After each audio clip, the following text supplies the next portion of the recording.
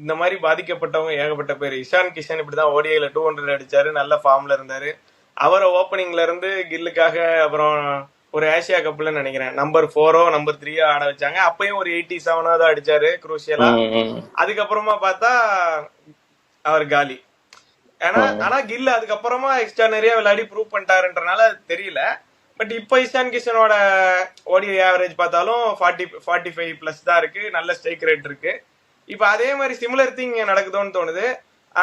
But என்னன்னா T20 ஸ்டாட்ஸ்னு வச்சு பார்த்தா ருத்துராஜுக்கு கில்லோட பெட்டரா இருக்கு, ஜெய்ஸ்வாலுக்கு கில்லோட பெட்டரா இருக்கு, எல்லாருக்குமே பெட்டரா தான் இருக்குன்றப்ப அண்ட் வந்து அஸ்வின் அவரோட சேனல்ல கரெக்டா சொல்லியிருந்தாரு, ஒருவேளை இந்த டிராவிஸ் ஹெட் அபிஷேக் சர்மா மாதிரி ஜெய்ஸ்வால் அபிஷேக் சர்மான்ற ஒரு ஓப்பனிங் பேர் வந்து எவ்வளவு டெட்லியா இருக்கும் அப்படின்றத நினைச்சு பாக்குறப்ப அதை கொஞ்சம் இது ட்ரையல் பண்றதுக்கான டோர்னமெண்ட் தானே, அப்ப அந்த ஓப்பனிங் காம்பினேஷனையும் வந்து டெஸ்ட் பண்ணிருக்கலாம்ல.